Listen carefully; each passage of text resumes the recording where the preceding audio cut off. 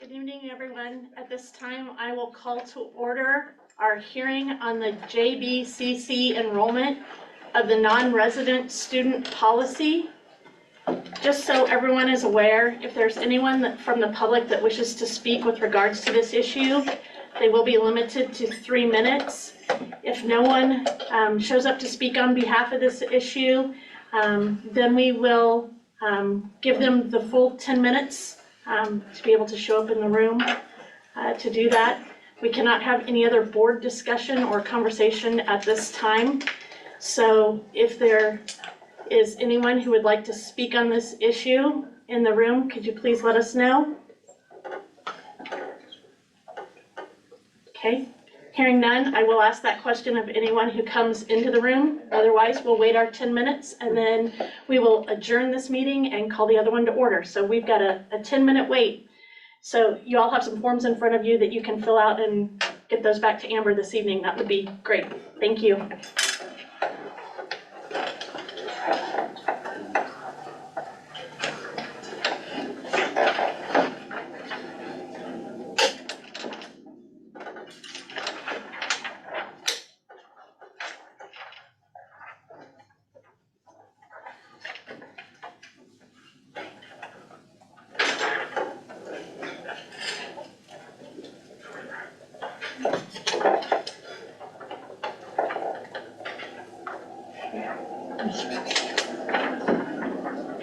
I went ahead and did it, but I don't know.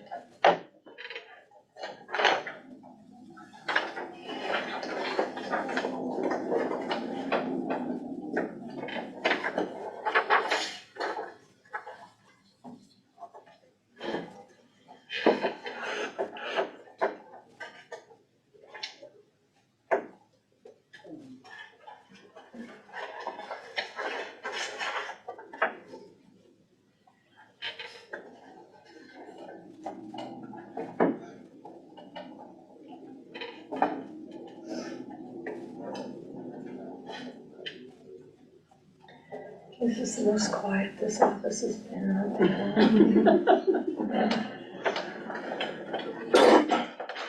nice little refresher.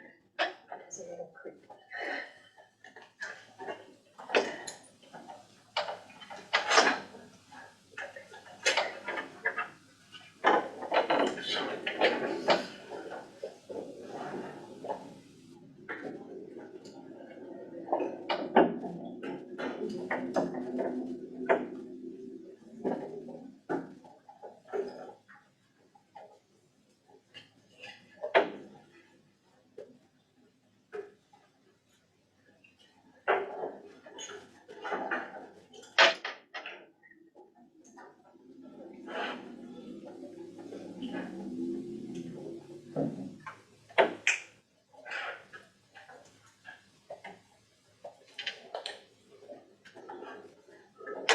Just a reminder to those of you who are in the room who may not have been here before, please make sure that you sign in on the sign-in sheet that's out front if you haven't already done so.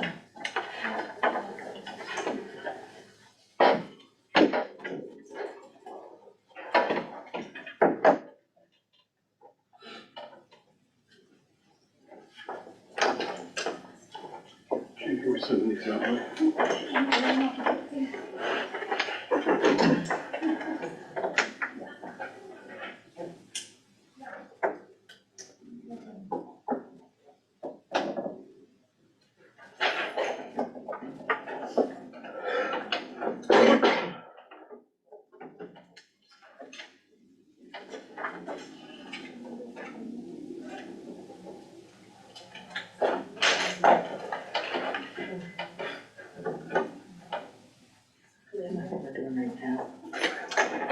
As we're in the final moments of the hearing, I would just like everyone to know that we will be voting on these proposals for the policy as well as the resolution later in the meeting.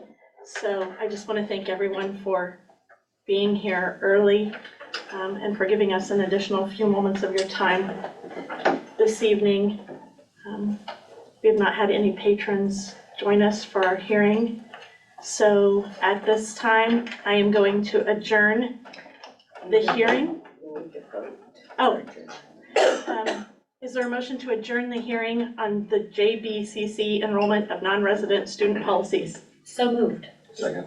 It's been moved by Jamie, seconded by Billy to adjourn the hearing. All in favor, please raise your right hand.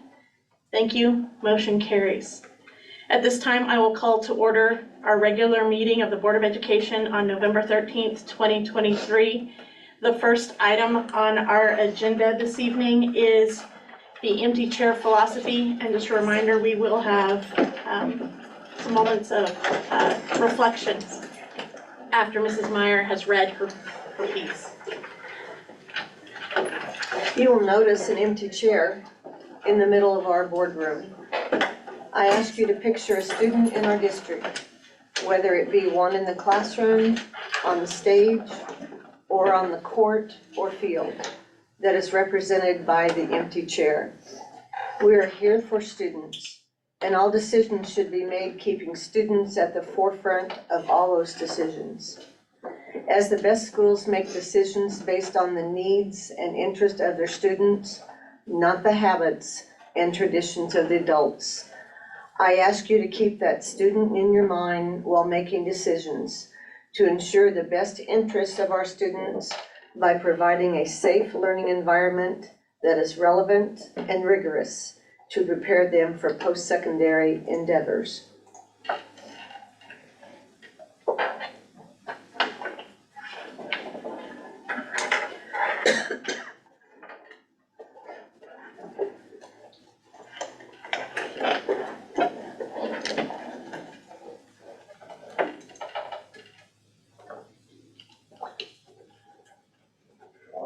Thank you, Mrs. Meyer. Amber, was there anyone who contacted you about speaking this evening? Thank you. Anyone in the room who would like to make a comment on behalf of USD 417 patrons? Okay. The next item is our addition or our approval to the agenda I just want everyone to be aware that there is one job title change from the original agenda packet.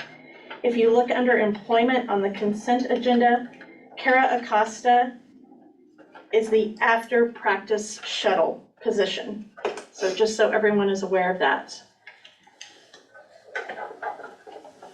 Any other additions or changes to the agenda? If not, I would entertain a motion to approve the agenda as presented with the change that you have in front of you. Madam President, I move that we approve the agenda as presented with the change to after practice shuttle from Kara Acosta. I second. It's been moved by Jamie, seconded by Mary Kay to approve the agenda as presented with the employment title change. Any discussion? Hearing none, all in favor, please raise your right hand. Thank you. Opposed, same sign. Motion carries. Introductions. Yes, we have a student member sitting on our board to share with us or answer questions as needed. This is Evan Carr.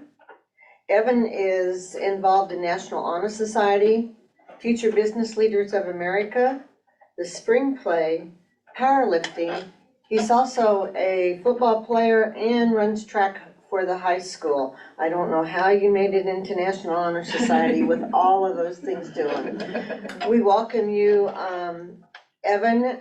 Please expect him to be here at all of our regular meetings and limit questions so we don't put him on the line too much, but every once in a while we'll find out little secrets coming from the high school that he can share with us. Welcome. Welcome, Evan. Thank you. Welcome. Thank you. Since we do have some new faces in the room, let's go around the room and do introductions for everyone in the room and on Zoom, please. Tina Ray Scott. Jamie Johnson. Billy Glinski. Terry Powell. Mary Myers. Marie Blythe. Kelsey Hartman. Evan Carr. Valerie Gear. Amber Weeks. Nancy Meyer. Tasha Green. Patty Talley, Jay Dornbos. Jay Trumpful. Heather Hunnis. Kelsey Brimmer. Chris Stelforge. Great. We have a few. Yeah, and we've got a few online. Nancy Aka. Thank you, Jan. Angela Harris. Thank you. And Mrs. Coover, can you come in and it's your turn, and if you'll introduce yourselves as you come in, that'd be great. Okay, I'm Kim Cooper. I'm Lady Brimmer. I'm Danica Adams. We don't know where to stand. That's great. This That's stand fine. That's fine. Okay. And we'll go ahead and turn it over to our spotlight on education. And we have slides. She's getting pulled up.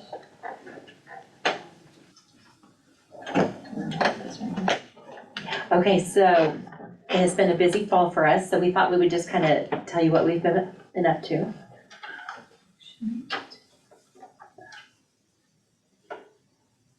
There you go. Okay.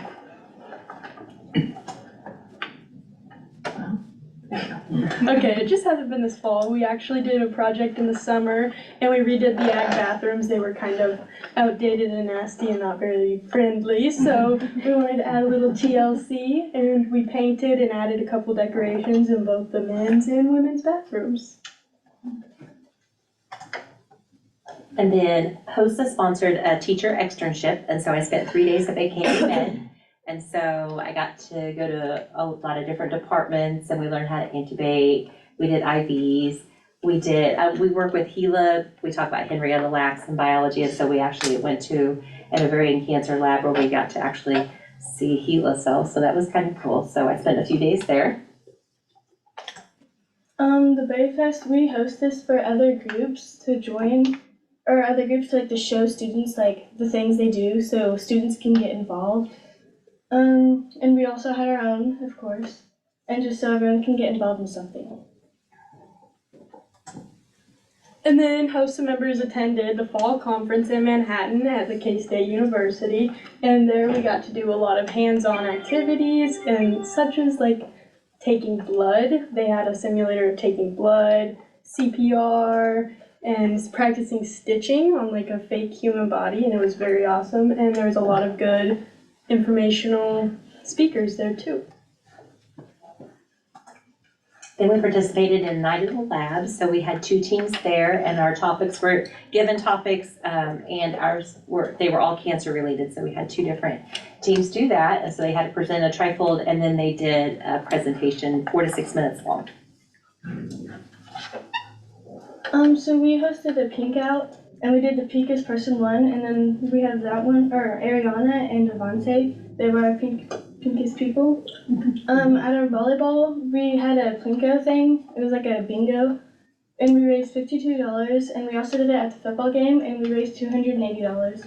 And all the money went to the mammogram machine for the hospital to help raise up for it.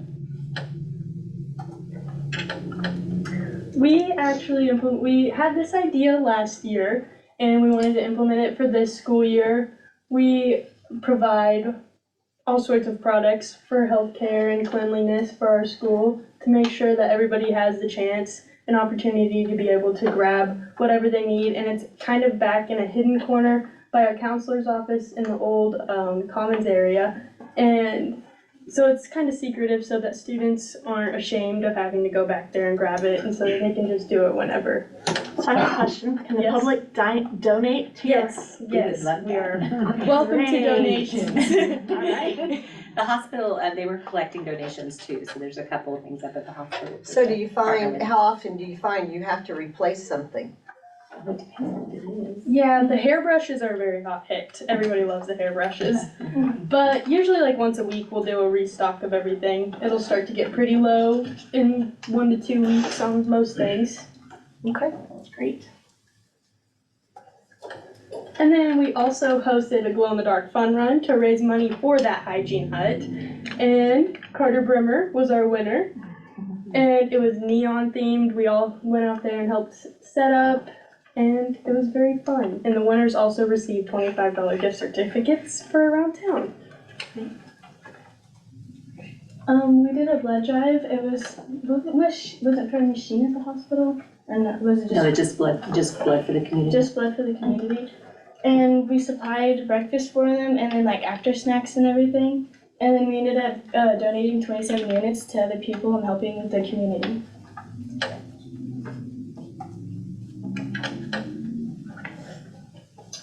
So our HOSA week, we did like announcements over the intercom about HOSA and like what we do and everything.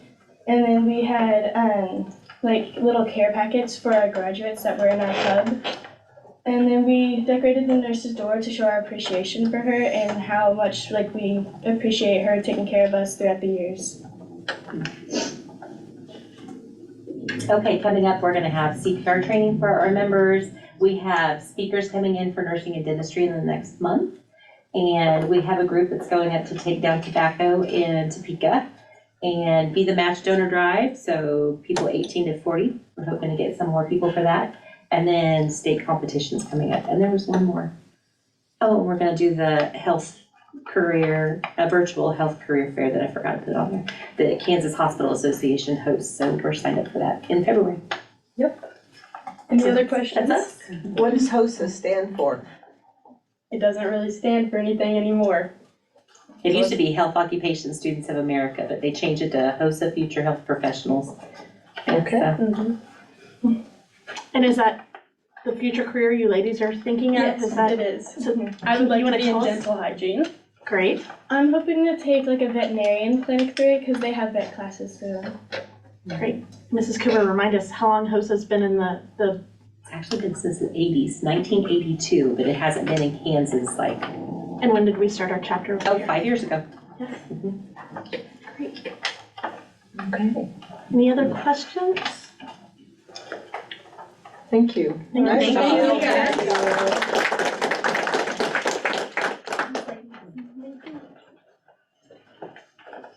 It's always nice having students here to present. And if there's anything that a board member would like to hear about, Amber is actively taking suggestions for Spotlight on Education. She has several, but if there's something that we seem to be missing or some students that we feel like we'd like to hear from, she would like to hear about those. So the next item on the agenda is to approve the monthly bills and financials, which are included in the packet in the amount of $111,592.28.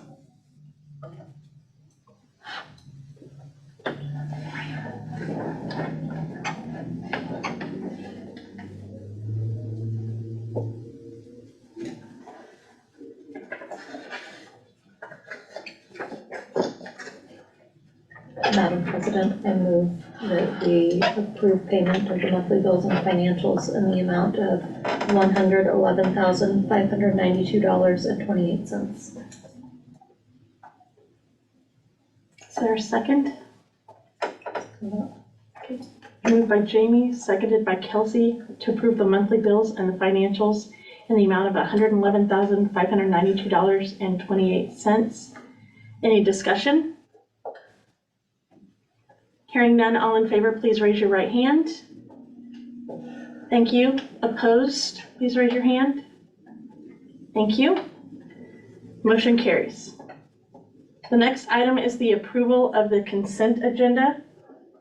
That includes approve, pay the minutes of the previous meeting from October 9th, 2023, the financial reports and pay bills, donations and gifts, personnel, employment of Kara Acosta as the after-practice shuttle, David Stover, activity bus and substitute route driver, Don Hirschberger, preschool van driver, and the resignation of April Winiger, the Council Grove Elementary School 5th grade teacher, effective December 20th, 2023. Is there anything that you would like to see removed from the consent agenda?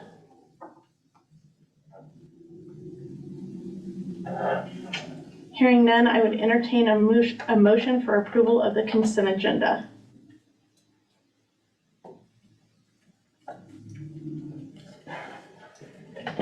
Motion to approve the consent agenda. Is there a second?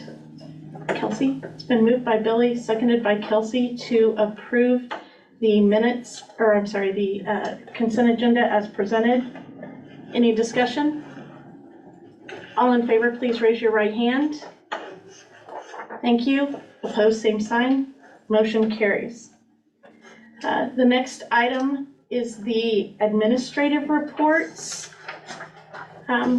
Council Grove Elementary School, Heather, is there anything you wish to add? Okay. Prairie Heights? Mr. Dornbos? Mrs. Reddick sent me a message that she was going to be at the basketball games and that she had nothing further to add or change regarding her report. Valerie. Yes, I wanted to share some updates on HISA with you guys. I can move this to work.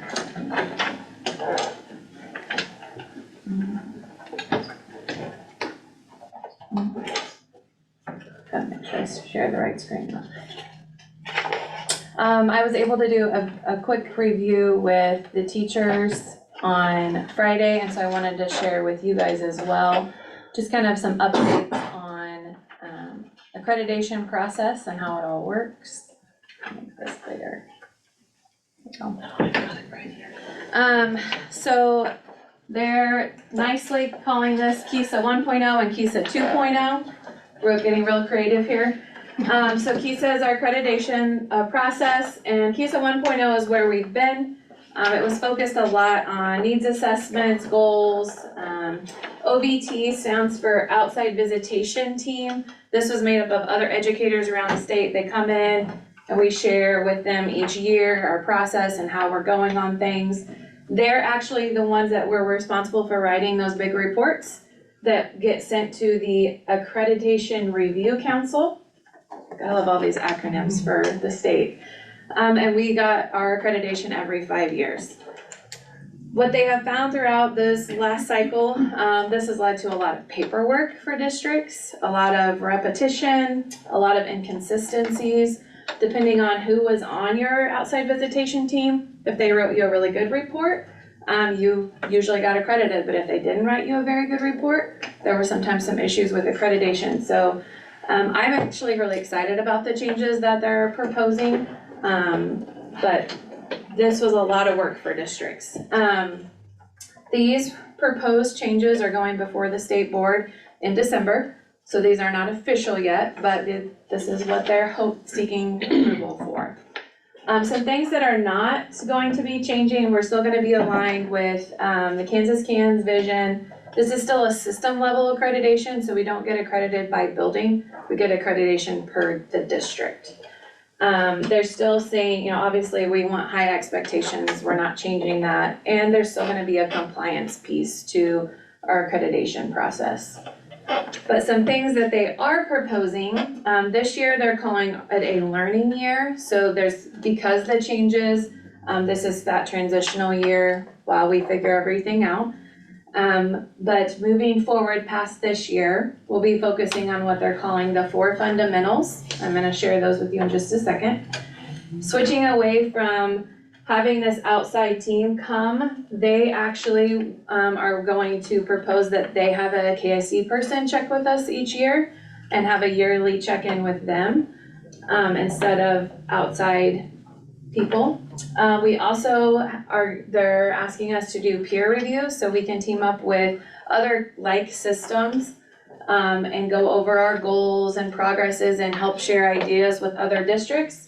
But they're not in charge of that big report anymore. This is just a sharing of knowledge and sharing of goals and things to kind of come along and work with, but not in charge of writing someone else's report for them.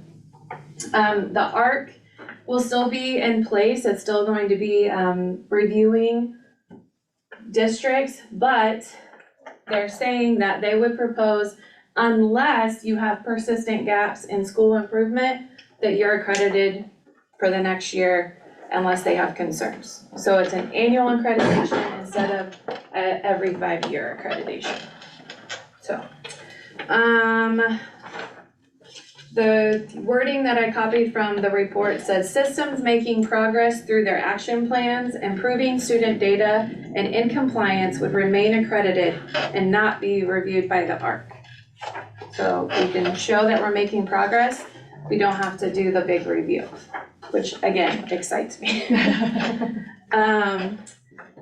The 4 fundamentals right now they're saying we're going to be focusing on effective literacy instruction, aligning our instruction to standards, using data to inform our instruction, and having high quality instruction with high expectations. Seems like pretty good fundamentals to me. So that's kind of where we're gonna be looking at moving forward with our accreditation if this gets approved.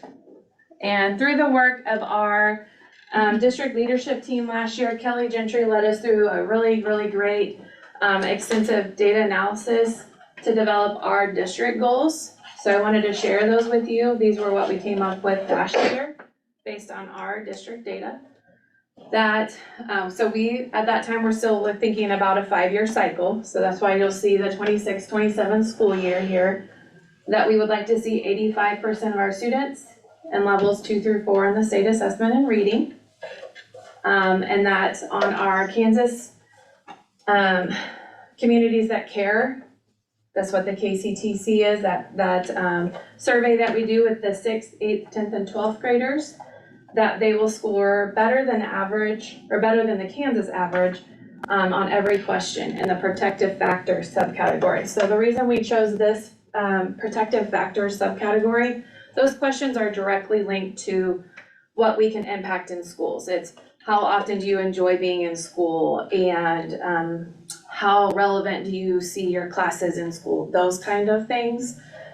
We didn't want to focus on things that we don't have any control over. So these are questions that directly relate to time spent in our buildings.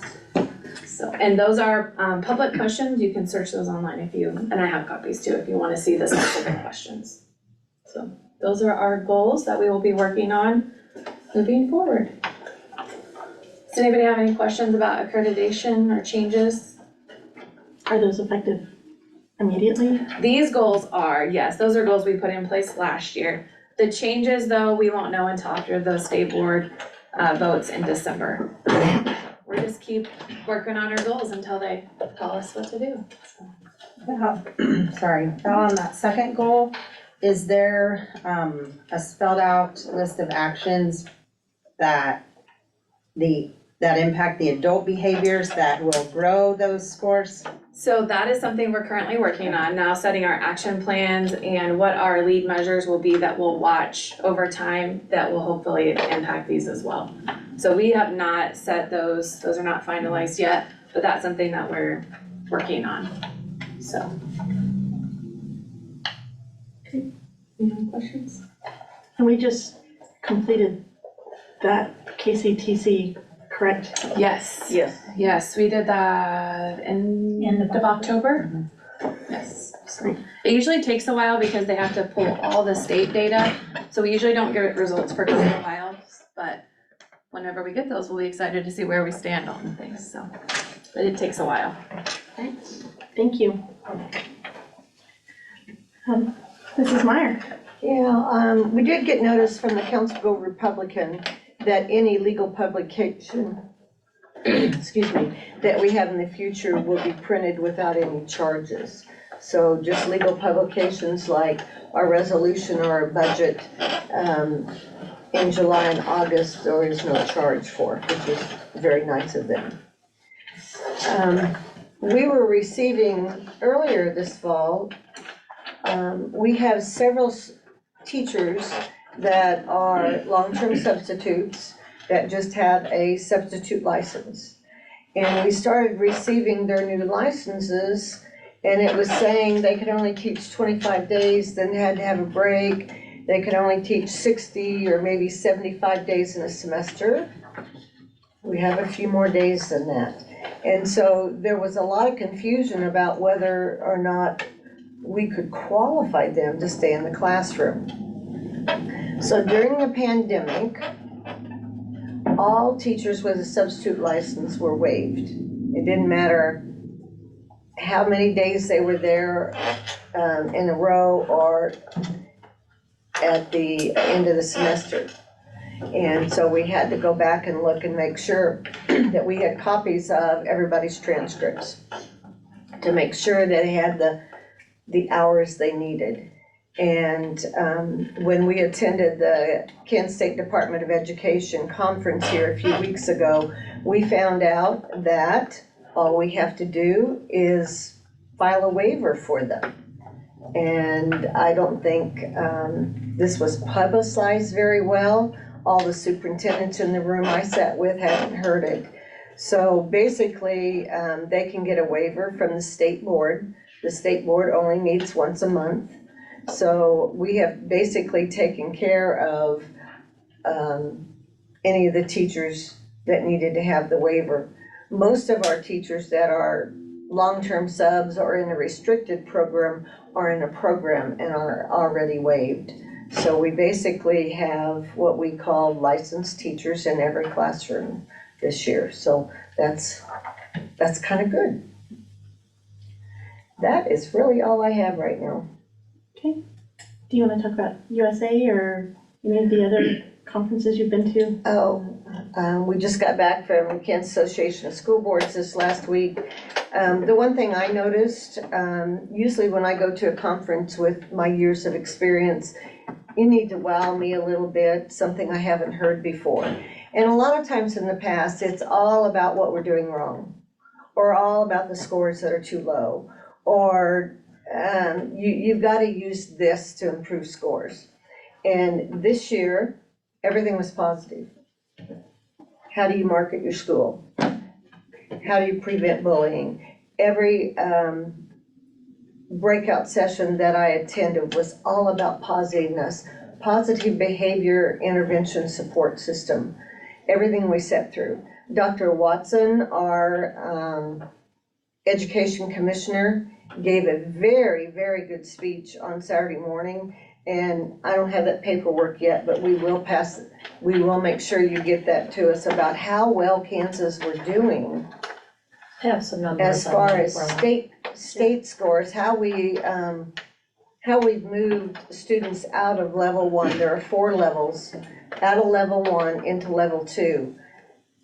How we get 2 to 3, 3 to 4, and poverty issues, English language learners, It seems like we're working with those students much better now than we have in the past.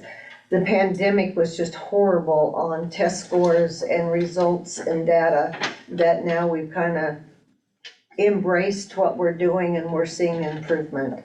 So it was so good to hear something positive all weekend. Every session I sat in was all about improvement and positive improvement and who to call.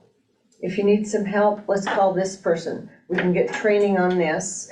And I was kind of rejuvenated from the weekend, although I got up this morning exhausted. But Friday, Saturday, and Sunday sitting through meetings or presentations kind of drains you. But I got to meet old former colleagues, share experiences, ideas. They're all dealing with the same thing we are. So thank you for allowing me to attend. Thank you. Okay, next item is item M, board member items. Comments from the board. Jamie, I'll start with you. So I'll just piggyback on that.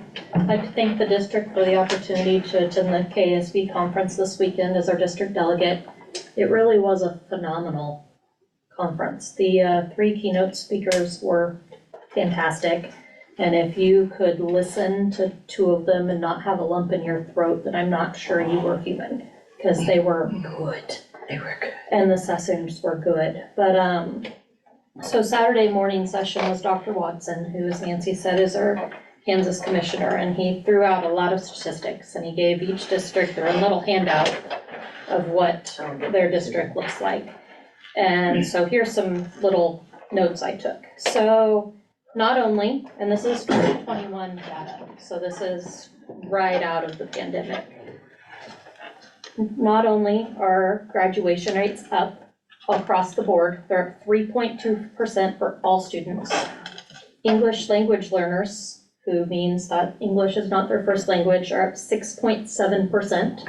Our kids on free and reduced lunch are up 4.4%, and our kids with disabilities are up 5.6%. And the naysayers are gonna say, oh, great, we're graduating, you're just handing them a diploma and sitting across the stage. Except our post-secondary success rates, which is somebody who is enrolled in some form of college and is still enrolled at the 2-year mark, meaning they've not dropped out, they've not left college. So they're 2 years in, up 7%. So we're equipping these kids to succeed after they're leaving school. Those same kids, they get to college, and in November, struggling. They're calling home, they're going, I don't know that I'm gonna make it. Things are looking real rough this semester. Well, those kids take remedial courses to try to stay in college. Our rates of kids ages 17 to 19 have dropped in 2010 that needed remedial courses from 39.1% to 27.4% in 2021 for community college kids. Our 4-year college kiddos went from 15.2% down to 8.9%. So we're doing good things. He mentioned, what do we do now? We move kids out of level 1. Those kids at level 1, if we can get them from level 1 to level 2, have a much better success. We work on lowering chronic absenteeism. Our district chronic absenteeism rate for 2021 was 13.9%. The state average was 25.4%. Jamie, can you give the definition of what chronic absenteeism is on there, just because I want people to understand how that reads and what they're comparing. The percentage of students who miss 10% or more of school days per year, either with or without a valid excuse. So those are even with excused absences. Third thing is to raise the level of academic rigor and have high expectations for all students. And the fourth thing, which I think is the most important, because while we are here to educate kids, we're also here to help them be successful humans. And that fourth thing is to help students develop Kansas Can competencies.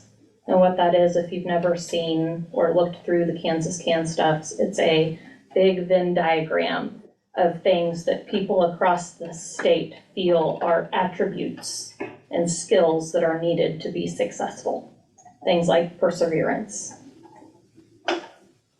resilience, things that we need to be instilling in our kids besides just knowing how to read and do math and all those things. And it's really exciting, guys, to see that, because you don't always hear the good things, so. And I think Mrs. Meyer said she could provide everyone else with the data that the Yes, three of us got. and Well, and I can did have not get Amber. one on our school, I just got the general one, so. Yeah. One of the success rates or ability for all students to be successful, if they can read at grade level at 3rd grade. And we work very hard with our teachers, we send them to a literacy cadre to teach the science of reading, and so that's a focus for all school district, is to get 3rd graders to read. And one of the issues, they've gotta be there. They've gotta be at school. So this chronic absenteeism, we're kind of getting habits left over from the pandemic where everybody stayed home, and if there was any structure at home, it might have been great, might have been little. But kids that get loved at home come to school to learn. Kids that don't get loved at home come to school to get loved. And so there is so much more besides just book learning. When children come to home, it's a socialization, it's to get a hug, it's to be cared for. And teachers have a lot on their plate, and we thank them every day for what they do. The other thing that I've asked Amber to scan and send out is, I attended a session on how and why leaders are readers, which if any of you know me at all, you know that I am a voracious reader and will talk books all day long if you give me the chance. But, so of course I went to that session. But he talked about how research indicates that taking a few minutes a couple of times per week to read and reflect about the work of leadership can positively impact those you work with and the productivity of your organization and life. So this superintendent that taught the session, I believe he was with Goddard. Correct. They've created an app. It's called Light on Leadership. There's a free and a paid version. And what that app does is 3 times a week, it sends out a little short blurb they have a book club that they do within their district where their board and their admin team and their superintendent all read the same book and kind of touch in on it just to keep those kinds of thoughts alive.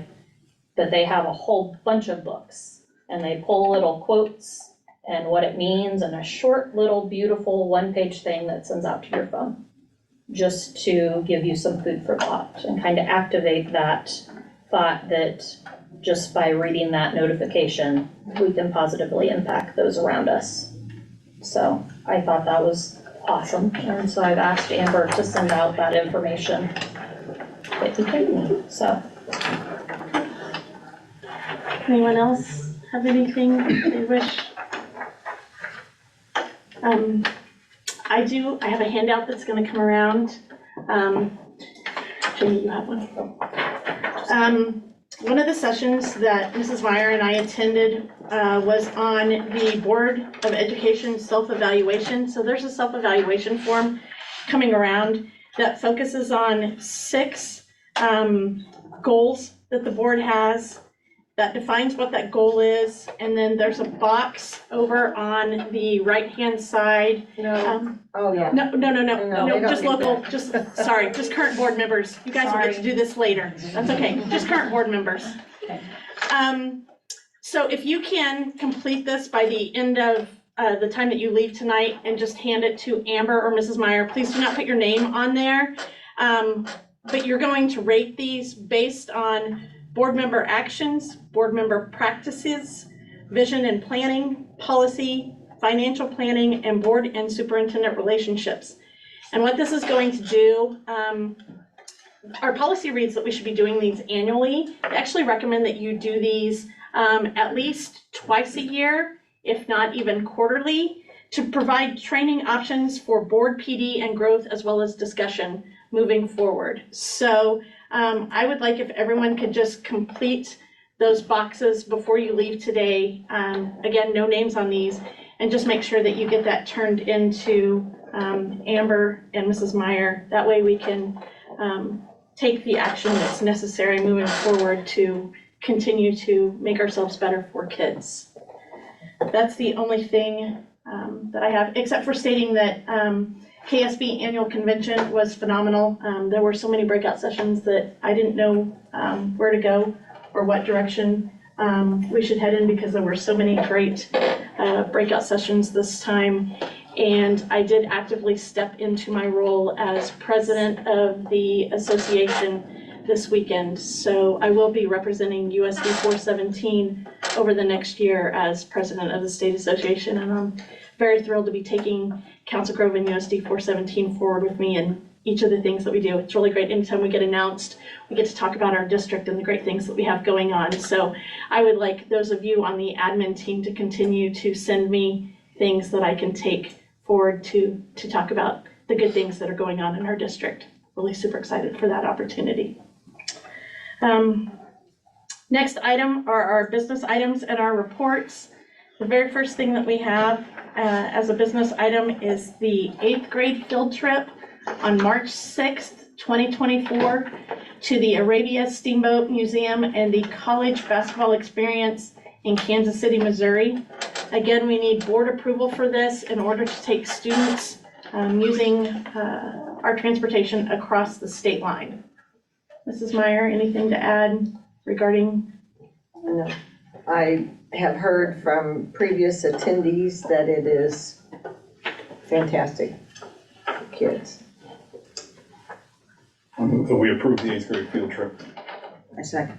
It's been moved by Terry, approved by Mary Kay, to approve the 8th grade field trip on March 6, 2024 to the Arabia Steamboat Museum and the College Basketball Experience in Kansas City, Missouri. Is there any discussion? Hearing none, all in favor, please raise your right hand. Thank you. Opposed, same sign. Motion carries. The next item that we have is the proposed update to JFC, the graduation exercises policy. Included in your packet is the current JFC policy and what we would like to see included in the new policy, as well as the guidelines. The new edition reads, one or more of the board shall be present at all 8th grade promotion and high school graduation ceremonies to present diplomas to graduates.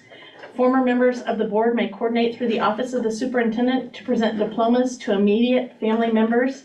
The superintendent shall develop guidelines for administration of this policy. And then Mrs. Meyer has included those guidelines for the policy, including former board members that have not resigned from their elected position during the term of their service. Former board members have not been rescinded during the term of their service, and that the former board member must apply to the superintendent to present diplomas to immediate family members by March 15th of that graduation year. Mrs. Meyer, anything else that you wish to add? Would those previous board members sit up on the stage then, or how would that look for the flow of things?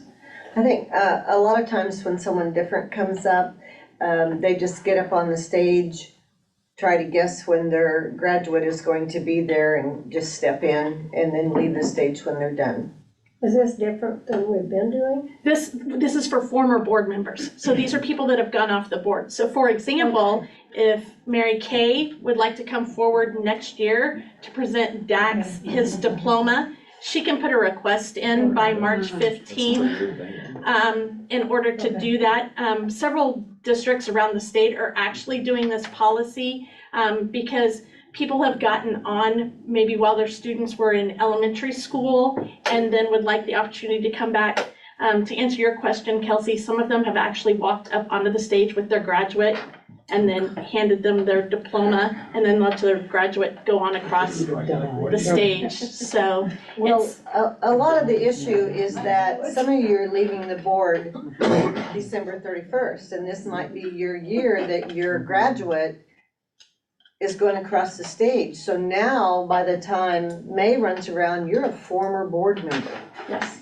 And so it was advised that we adjust things because of that, the way we do elections and we have new board members come on. So other schools do this? This is a common thing? Yeah, this actually, most of this came from Seaman Okay. School District, so there are several that do this, yes. Yeah, and it's just come about because of the shift, and as people have realized that they're going off in December and they thought they were gonna be able to hand their child a diploma, Like so, as we changed when the election was. correct. So would this be immediate former board members? Because the way this is written, we could go back to the start of time.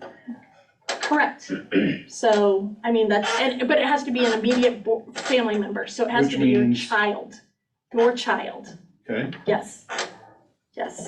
Like, it'd be a lot less weird if it was giving them to everybody. Well, I'm just, You know what I mean? I'm thinking, you Well, got and Marty then White. we can talk about what those dynamics look like. We were just mentioning ways that some of the districts have done that to answer Kelsey's Who question. usually puts all that together? Is it? Mr. Dornbos handles that, so it would be notification of the superintendent, and then it's just one more chair to potentially be added to the, I would say there, on our stage, there's not room for any more chairs, so Well, Yeah. we would have them walk up the same time as their graduate.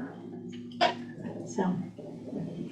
I can't imagine it's gonna be a huge number of people asking, but. No, No. I don't think so. No. Yeah. But it's one of the policy changes that some of the other districts are doing, so we do wanna, it's a nice opportunity for board members if you're going off the district And to, it's just for 8th grade, right? it's for 8th grade and high school graduation. So you can, I mean, if you'd like to do 8th grade or if you, high school is, yeah.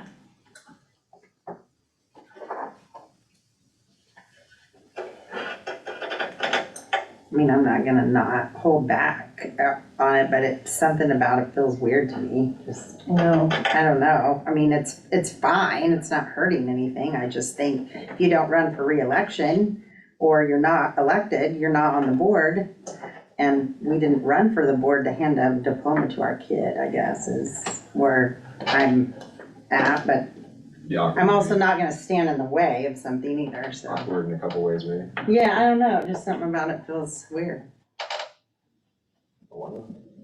Yeah, but why not? I mean, are we allowed to ask Mr. Dornbos, since he kind of runs it along with, like, what are your thoughts on it? I don't know how to do away with, you know, it's up for you guys to decide. The flow of the ceremony would definitely be impacted. I mean, I don't know any better way to say it. I don't know if, do you announce as a speaker? Like I'm just reading names, so do I say why this person's coming on the stage? There's a lot to be worked out if we were to do something like this. I'm not saying it can't happen. Well, and that's why we put in the March 15th piece so that there's enough of a opportunity to be able to do that. It's not so that someone can just spring it, on you the day before graduation. Let's say all 7 board members are on the stage and we get to Kelsey and she wants to hand to her child. She will arrange for how she's standing on the stage to be able to do that. And so we've had a lot of board members talk ahead of time where they're at and they step up at that time. Currently, what we do, there's room for 3 board members on the stage. And that's, what's that? We don't ever. Yeah, we don't ever have any. In fact, like putting 3 on the stage, I mean, like our assistant principal doesn't have room to be on the stage. So yeah, it's 3 and in the, I can't remember last year if anybody, I don't think we had anybody that did that, but yeah, it's, right now, it's you figure out or step in there. The difference, bringing somebody up on stage in the middle of it would be different. I think the other thing is that you know, just for the public to know, board members are not paid to do this job. And so a lot of board members think it's a perk to be able to hand your child their diploma. And because the timing of your election, be it, you know, either you're not reelected or you chose not to run again, shouldn't dampen their opportunity to be able to do that. So that's why some of the other districts have done that moving forward. I just know from discussions with districts, for example, Seaman, that's one of the reasons their board member has sat on the board for 18 years, and his daughter is a senior in high school this year. And he chose not to run again because there were new people that wanted to run and be a part of the district that he felt could do a phenomenal job. So he was not gonna have the opportunity after 18 years of serving on the board to hand his daughter a diploma. So that's one of the reasons why they added this piece, and it's being added, you know, across the state, so. Well, and yeah, that makes sense, and what I don't wish to have happen, that it becomes more about an adult than a kid. Right. I mean, next year, I won't be handing Dax a diploma, but if I were to walk up there and do some stepping and whatever, then it feels like from an appearance standpoint that would be more about me as the adult rather than him as a student who earned it. So, like I said, I'm not gonna stand in the way of it, but I'm also trying to understand the need for it.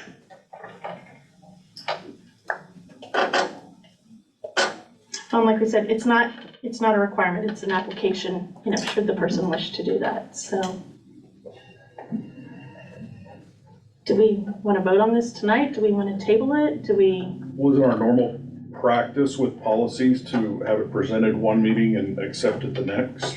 We already have a policy and we're just adding to it so we don't have to wait. I understand we don't have to, but isn't that our normal practice? That we do that so that some of us didn't see this till Thursday, so to just kind of get the explanation and then digest it a little Yeah, bit. we probably need to digest it. Yeah, I agree with you. Yeah. Can I ask a question real quick, because in the board packet, I just want to make sure where it's at in the board packet, it also crossed out. There's a line through another part of the graduation, and I want to make sure. That still stays, it's just because it was on the same page. It was just letting us know that we weren't discussing those parts. We were only talking about JFC. Yeah, yeah. That's a good question. No, just because it was on the same page with the JFC. So the rest of that remains in place. So I think some things, if you wanted to adjust, former board members within the last 4 years or within the last term that left in January, or instead of going forever, ever to the beginning of time, like Terry said, maybe you put a limit on it. Or as Mary Kay brought up, maybe it's just high school and doesn't include the 8th grade piece. Oh, I was thinking of it the other way, actually, Oh. like 8th grade seems a little less high stakes than high school. I don't know, I would appreciate a month to think on it. Okay, is that a motion to table it to the December Do we need meeting? a motion to do that? or can We just- do. Madam President, I would move that we table the dialogue around the additions to the graduation exercise piece on the agenda. A second. It's been moved by Mary Kay, seconded by Marie, to table the discussion on JFC to the December meeting. Any further conversation? Hearing none, all in favor of tabling the motion, please raise your right hand. Opposed, same sign. Motion carries. All right, so we'll make sure we get that added to As you think about it, and you'll probably get an email from me in a week or a couple weeks in a row, what are your suggestions? What are your suggestions? Yeah, so that we can have that in the packet and keep moving as we move ahead. Okay, the next item is the update on the district policies and procedures. Mrs. Meyer. Yeah, the first 2-3 pages are our current district technology policy. But what I want you to look at is the second set that is highlighted, all right? Under item 6. Yes, we are, we're not practicing the policy that's in writing. it talks about, repairs, replacement that, the district is covering for expenses. So as Mrs. MacGyver says, gotta get that on my mouth, says that when there's a sudden impact to your screen, that wasn't an accident. There's something going on there. And I think the school district, as we're seeing it, has footed some big bills. However, that's not what we're practicing now. So on the highlighted part, it talks about 100% of the cost of repairs that result from intentional damage, including failure to follow Chromebook rules and procedures, or neglect on the part of the user will be charged to the student's account. The cost of repairs from accidents or damage by a third party will be handled on a case-by-case basis. A detailed invoice of parts used for the repair will be provided on request. All disciplinary action deemed necessary due to damage of district technology will be managed by the building administration. And every effort will be made to provide a loaner to the student if one is available. If damage occurs to the loaner Chromebook, the same rules for damage to the device will apply. This is the new version that the technology committee has presented to you. This just didn't come out of the blue. It just, they looked at last year's, they knew that we weren't charging students, and it got to be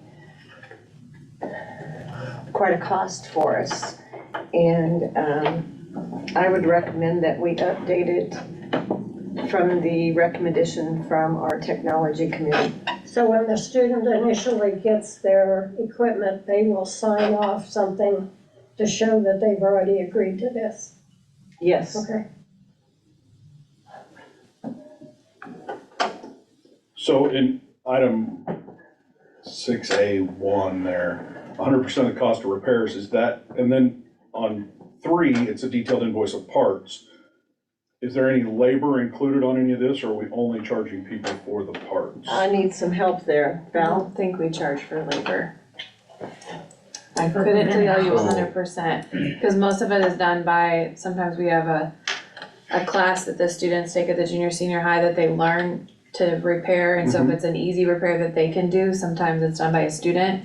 And then sometimes it has to be done by our technology director, so I couldn't tell you 100%, but. So in our building, we've been charging 100% for any damage that's intentional, so that charge has already been happening. Parts and labor. We have not charged for labor, we've charged for parts, any cost the district has, we have been charging for, but not labor. Seems like a lot of the intentional damage happens to screens. Either somebody got punched, or they drop it, or. Close it with a Close pencil it with in a it. marker or a pencil sitting in it, or kid tosses it to the next kid. You know, if you hit any of the corners of them, it's gonna damage the screen. Or holding it by the screen, taking Yeah. the cases off. That's the other thing, all the computers come with cases, so. Well, and I don't have a problem with the charging, I'm questioning whether we're charging enough. We had that conversation at our meeting, what about labor, especially as, like right now, we don't have a student in that class at the junior, senior high to help us fix Chromebooks, and, so it was discussed, but we didn't. Especially if we have one that has to go outside of what we can do locally, we're going to incur cost. We have charged, if there's a situation where it was beyond what they could fix, we have charged. Okay, so, but I guess my point is that's not covered with this policy. And there needs to be uniformity. Pretty straightforward and in the balls. Right. I mean, if we're gonna change the policy, now's the time to add that in. And that's done very simply by a detailed invoice of parts and or outside labor used for the repair. Or outside of labor. district employee, I mean, there's verbiage that can be added to that will cover that without changing the whole gist of what we're adding here. So under 6A2, the cost of repairs or outside labor, I was thinking 3, a detailed invoice of parts and or outside labor used for the repair. Yeah, and the one repair. Just for comparison, the original one, when we went to Chromebooks, and it was kind of, we didn't really know what we didn't know at the time. We had a policy written out that it was a scale, and it was basically, if this is your first time, it wasn't intentional, the district maybe covered the first one, because it could be that something accidentally knocked over on a desk. Then it was maybe the second time with that, it was a percentage, and it just kept going down. And it was last year, the year before, we realized that's not working. So a change was made, and so there's just continued changes that need to be made. Kids find lots of interesting ways to damage or alter their Chromebooks. Do we have a dollar amount of what the district is covering? Not off I mean, the we top of my say head. it's big. I guess I'd like to know what big is. Do we know? It was, and I can't give you a dollar amount. I know that first year or two, it was a big amount, that the policy didn't cover. And when I say big, it was thousands, I don't know if it was $20,000, it was thousands of dollars. At that time, we've done some things that have helped, like, you know, when we have damaged machines, if the screen's not damaged, one of the things our students in the class do, they can harvest, it sounds really weird, but they harvest the screens off of old Chromebooks, and if they're not ones that we can use, the district's been able to sell them. Old Chromebooks that can't be resold, same thing. So there's some recoup and some cost, but that first couple of years, it was a large dollar amount. We didn't have any policies about keeping cases on the Chromebooks, I don't think originally, and so that's been added. But Mary, I don't know an exact dollar amount, but I mean, I think in the first couple of years, it was a lot. I think she said at our last meeting, there were 12, 15 computers maybe waiting to be fixed. And if you think a screen is probably $200, that's just currently what we have. I don't know if they were all screens, but it just adds up between all the different, I wanna say 12 to 15 is what she said she had currently in the back of the library. And that was just at the junior, senior high. Typically, when we're charging, you'll see charges anywhere from $15 for a small part. I think that you get up into the $60 to $70 range now, but we've also, well, if a kid damages it towards not salvageable, we'll charge them the full amount, which is somewhere between $200 to $300, I think, for a Chromebook. It depends, we have different models of devices now, so it depends on which device. What if a family's unable to pay that back? We've worked out, we get creative, like I've had students where we've worked out where they've, you know, because it's a disciplinary action we're taking, and so I've had students that have worked at the school to work off. You know, we set a certain amount of hours and they come in and work. A lot of times it's working with janitorial crew or maintenance crew, or maybe it's working in a classroom helping with something, but we come up with plans for that. Just some accountability. Yeah, if they can't afford it, we make sure that they're accountable. Well, I don't know if there's a way to find out what this number is, but as I'm listening to Tina Ray's question, a couple things are coming to mind. I don't want any kid damaging a computer intentionally. Obviously, that's not what I wish. At the same time, I've shut my own pencil in a computer multiple times, and luckily it hasn't hurt it yet, but I've done it. And so as a parent, it's a requirement that my kid has to have one, and I'm trying to think through, I don't want him to punch the screen out or whatever, but when I look at the second bullet, the cost of repairs from accidents or damage will be handled on a case-by-case basis. I'm just trying to think through, I guess, all of the pieces here. What we don't wish is for kids to carry a computer and then we're constantly charging them for it. That's not what we want as public education, a message either. So I would be curious, the big amount. We've blown a lot of money on other things that I'm just in my mind trying to weigh what is the big amount. So maybe what we need to do is table this one and let me come back with. I'm sounding difficult tonight, but I'm, No, these No, are, I never I'm like thought- Terry, these are policy changes. If we're gonna do it, let's do Yeah. it right. We've I made never thought missteps about before, having the let's- dollar amount with this, so, Mary, Because if it's $10,000, that's a different conversation than $100,000. Right. In my mind. But I it'd be also think important- this goes back to the intentional piece. Right, I agree with that. right, And we don't have to charge, I mean, if we deem that it was, kid had a pencil there and it wasn't intentional, we're not saying we're absolutely gonna charge for that. This is when we absolutely know it's intentional, they slammed it against the wall.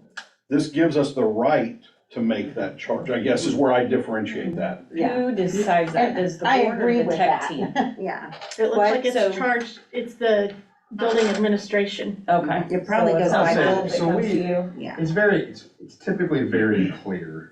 You know, shutting a pencil is not intentional. A kid punching the screen, which we've had that, or slamming somebody's down, that's obviously intentional. I think the other thing, when you're getting numbers, it might be also good, okay, how much have we put into repairs? Also, how much has come in from students? It's also, what Mary Kay said, it's important to also know, we don't allow any student, and I don't know if it's a bigger deal in our building, I'm assuming it is than elementaries. If they damage theirs, they can't bring their own device and use it in our class. It's one of those security things, so they've gotta have a device. And our devices don't go home, so that's the difference. And I think we need to have accountability built into this. Yeah, I'm not saying we shouldn't make kids accountable. I don't want kids destroying their computers. At the same time, I just would be curious what the numbers are. Sometimes when we talk about things, the story we tell ourselves is a lot different than the actual thing. And so I just would like to know what those numbers are. I mean, it could really be surprising, could be way past what we think it is. And that's, to me, even a different conversation. We're spending a couple $100,000 a year fixing Chromebooks, then maybe the policy needs to start back at the behaviors in the classroom. And the other thing I would add too is that really has impacted this is when we only had one person doing technology. That ate up a lot of time, and so thankfully, like, we have this class at the junior, senior high, but we have to think labor costs too is not gonna be Absolutely. factored into that either when we have that number, so. Our time for repair of a computer has went from 3 to 6 months to typically within a week to a month. We're getting things repaired. Some of the costs you're gonna see is it's not just the damage to the computer. One of the big ones is kids losing their chargers. That is maybe a bigger problem than any that we have, is replacing chargers. Well, and maybe I would even just be curious about that, Jay, like what a part what those parts Getting a cost. rundown of what. Right, I mean, Absolutely. I live with a teenager. I know when they lose a lot of things. I'd like to know, what does a charger cost when they lose it? What does the school have to eat in that case? Even what we're able to maybe recoup from those harvesting, and selling of the devices. And I don't Just think so we we need can to see spend the a bunch full of time picture. on Right. gathering all the monies, but just an idea would be, I think, helpful. And I do agree, if we've tabled the JFC policy, we should probably table this one to the December meeting. So I would move that we table the update on the district technology policies and procedures to the December meeting, so we can get additional information. And before we move on, Terry, what was the one thing you were suggesting? I just would like to add it in my notes. On that 6A3. A 6A. detailed invoice of parts, and then just and/or labor, or outside labor. I mean, probably, yeah. I'd say even just labor, just from this year, It if covers us. we only have one person and it's taking us double the time, we may be having to recoup some of that time. I mean, So how would maybe it read not, then, but- Terry? I'm sorry. A I'm trying- detailed invoice of parts and/or labor Okay, thank used for the repair. Thank you. And then again, any other additional changes could be sent to Mrs. Meyer for question. So there's a motion to table this. Can I please get a second? One second. It's been moved by Tina Ray, seconded by Jamie, to table the district technology policies and procedures to the December meeting to gain additional information, and with that change to 6AI3, or 63A3, I guess. 6A3. 6A3, yes. Any further discussion? Hearing none, all in favor, please raise your right hand. Thank you. Opposed, same sign. Motion carries. All right, next business item is item N4 regarding reviewing the negotiated agreement. And we don't have to vote on this. Correct. So, we will be getting ready to negotiate with the teachers. In the spring, we'll have to exchange letters the end of January. If there's anything on here that we want to discuss, I would tell you, you're going to discuss benefits, you're going to discuss salary. But as I look through the agreement, it's pretty forthright. We follow this policy. And there is a paragraph in there that says that we will review this each year with the board. So if you have had a chance to review the negotiated agreement. Just as a, I read through it. It's as solid as what we want it to be. When someone asks for something, like additional sick leave, the sick leave committee reviews it first for a decision. If you want to take a professional day that needs to be approved by me, I want to know how that's going to help you on the goals that you set, or whether or not you're going to come back and report to your colleagues. A lot about salary, supplementals, extra duty, etc. That changes each 1 year or 2 years. This was 2 years. We have to decide if you want to do another 2-year contract. Last year we had to wait, you were very fortunate. Last year we had to wait till almost June. And actually, in my former district, they did not negotiate till July because the state board or the legislators had not decided how much funding they were going to give us. There was talk about everybody had to give all your teachers a $2,500 bonus. So if you had been in a 2-year contract, you would have been giving them that and your increase. That did not come out of committee, that did not pass. But I think you have a pretty solid contract or agreement here. I kind of read through just about everything in there. I don't know if anybody else, any concerns with your building employees or anything over the negotiated agreement as principals? No. The biggest thing that comes up year to year that you have to talk about is just issues that come up with leave, and it's just people understanding what you can take leave for and how many, like, you can take one personal day and turn it into or one sick day maybe and turn it into, so those are the things that come up is leave. Or family medical leave. Our teachers just did a big review of this on Friday at the professional development day, and we got good feedback from that, so they liked having the time to go over it again. So most of them approved of this? It wasn't necessarily just the time that they got to look through it. Right, the teachers got to look through it too. They did take notes about possible changes they would like to see, or questions or concerns, and they gave those all to Angela Harris. yes, and she is present this evening, so that's the reason she's here. The other thing that I'd like to note is that one of the sessions that was available at convention was bargaining basics for board members. And Jamie and I both attended that, which satisfies the statutory requirement for board negotiators to undergo the annual training as required by state statute prior to negotiating with professional employees.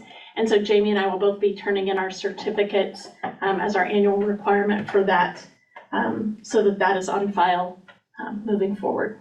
So will you need to be elected by the board to be the negotiating team for the school board? We're on the, You're already on there? yeah, Oh. the piece that we approved in July, and then again in September. Okay, we're good. Yeah, it was just in the last few We'll have years, you had to have, training. We'll have to do me, because right now it's Marie. Yeah, I think Yeah, I'm going off. Reed's Marie, so. So that's why I took it, because otherwise somebody would have had to have went and done a like $100 and something course or something, so. I assume you will have to vote to. So, it looks like Kelsey Put is, that on, because there's another thing we're gonna have to vote on next month of so we can put that on the December agenda, if we can please put that on the negotiated I would agreement. not have a new person, it would have to be you or Terry or Kelsey. district site council. Yes. Professional development. Yeah, there's some other things we'll have to We'll have to add add to the agenda next month, but I did go ahead and attend that, so. She was there, and if you attended there, we didn't have to pay the additional fee to get the training, so we took advantage of free training while we were already there. So we'll do that in December. Great. Although if anybody else wants to do it. Anything else regarding reviewing the negotiated agreements? If not, we will be seeing that again as we navigate throughout the next several months. So the next item is the RFP for certificate of deposit. Mrs. Meyer. We have, Oh, yeah, Terry's gonna I recuse think he himself. has to. Yes, yes. And just noted, Amber, you did get Kelsey has That left the Kelsey meeting. Thank you. Okay, just pile the extra papers up. Yeah, and please make sure that you do not place one of these at Terry's place until he comes back into the room. He can see one after. Well, here, we'll make him a pile. Yeah, he can see it So- after he comes back into the Right. room. He just can't. We have several certificates of deposit in local banks. And we have a $139,000 certificate that is coming due to either renew or to cash out. It is at 0.75% interest. So we actually have 2 requests for proposals from the Emprise Bank and from Farmers and Drovers Bank. And you can see the percentages there for 12-month, 18-month, and 24-month. 12-month is 5.37% on one and 5.36% on the other one. 18-month is 5.15 and 5.14, and 24 months is 5.01 and 4.99. What we would do is we would cash out the $139,000 one that has the low interest, and we would reinvest it in a new one. And just so everyone is aware, this is a single CD that we are discussing, so we're only discussing this one for this dollar amount. We will have several more of these coming up in the next several months that we will be voting on individually and have RFPs go out for each individual CD moving forward, as that's best practice. Currently, I think these are 12-month CDs is how we have them enrolled at this time.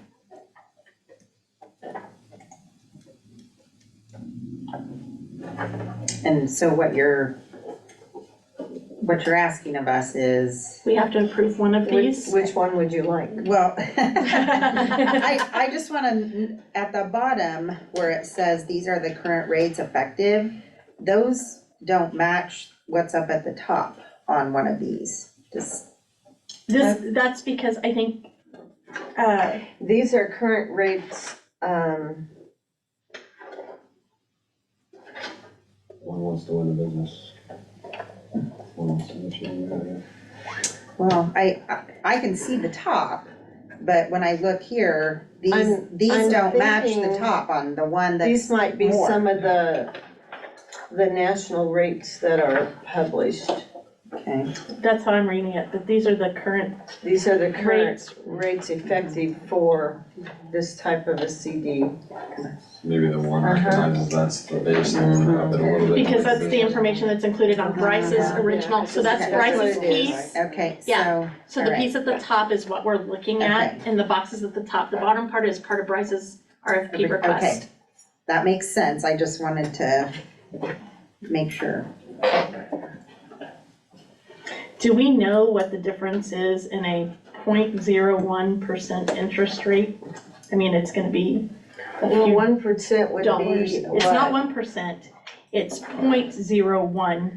Would be about $13. Yeah, that's what you're looking at with regards to, I thought that's what it was, because we were Yeah. So are initially. we getting- also choosing the time period, because you said that these had been, This, it's just this one, so it would be 1 year from now. So we're just only reviewing this one okay, for a 12-month CD that would be renewable in okay. December of 2024. So the 18 and 24 month isn't figuring into our decision, Well, or we could. we could. Okay. It's just that right now, it's a 12-month. It surprises me that the longer months are lower. Usually when you do it longer, it goes higher, but that people are unsure what the feds are really gonna do, probably. Is it located at one of these right now? Like, is Yes. there any penalty or hassle or anything? No, we will be able to do this by the deadline. And just to be clear, the RFP did go out to every bank in town. They have the option of whether or not they choose to respond, and these are the 2 banks that chose to respond. So where is it currently? What? Where is it currently? It's at Farmers and Drovers. This is Farmers Drovers.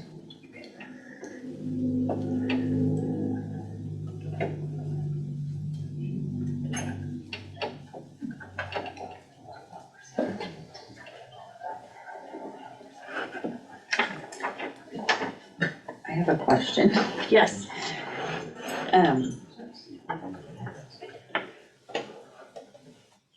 Well, no, we can't do that, never mind, that would be probably unethical.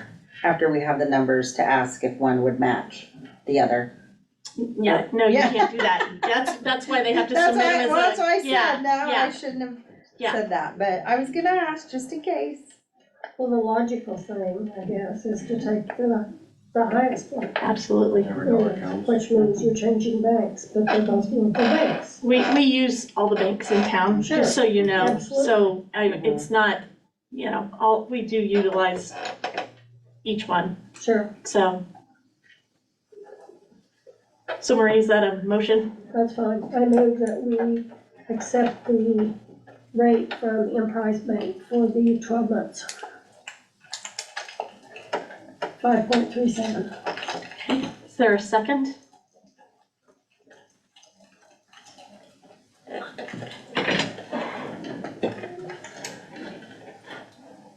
I'll second. Okay.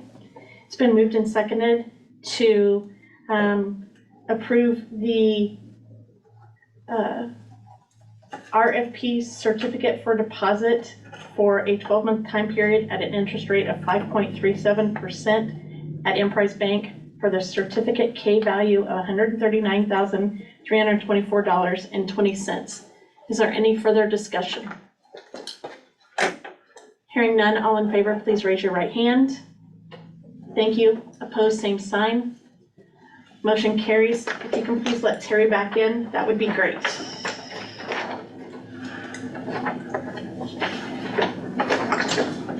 Do I give him, leave these here for him or not? Yeah, he can see them. It's fine.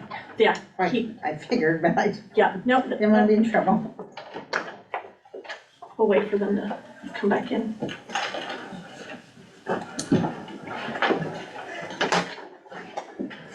Just the literature. Okay. This evening at 5:50 PM, we held our hearing on the JBCC policy concerning enrollment of non-resident students. So at this time, I would entertain a motion for approval of the JBC enrollment of non-resident students policy and the adoption of the resolution as presented in your packet. I'm not gonna read that, that's 6 pages of information that's out there for everybody, so. Trying to get them. Madam President, I approve the JBCC enrollment of non-resident students policy and adopt the resolution as presented in our packet. It's been moved by Jamie, seconded by Billy, to adopt the policy JBCC regarding enrollment of non-resident students and adopt the resolution as presented in the packet. Is there any further discussion? Can I sign it? Yes. Hearing none, all in favor, please raise your right hand. Thank you. Opposed, same sign. Motion carries. If you can please sign the resolution that is coming around prior to leaving this evening, that would be fantastic. Mrs. Meyer, do we need an executive session for student information? No, we do not. Okay, we do need an executive session regarding personnel, and there will be action. How much time would you like? 20 minutes. 20? 20 minutes. 20 minutes. Wait a second. Okay. Yes, you have to go across the street, so the restrooms in here are blocked up. So after approval of this, we will be taking a recess, which will let us shut down the computers and clear the room. So we do need a 20-minute. To get in. If you go to the bathroom, follow me, we'll go over there. Okay, a 20-minute motion for executive session for personnel with the board and Mrs. Meyer. Madam President, I move we go into an executive session to discuss an individual employee's performance pursuant to non-elected personnel exception under COMA. And the open meeting will resume in the boardroom in 20 minutes with the board and Nancy Meyer. That's after a 5-minute recess. We hope that's long enough. If not, we will let everybody know. Can I get a second, please? Second. All right, been moved and seconded that we go into executive session for personnel to discuss an individual employee's performance pursuant to the non-elected personnel exemption under COMA with Mrs. Meyer and the board for 20 minutes after we come back from a bio break recess. All in favor, please raise your right hand. Thank you. Opposed, same sign. Motion carries. Thank you, everyone. Please make sure you did sign in out front if you're not coming back.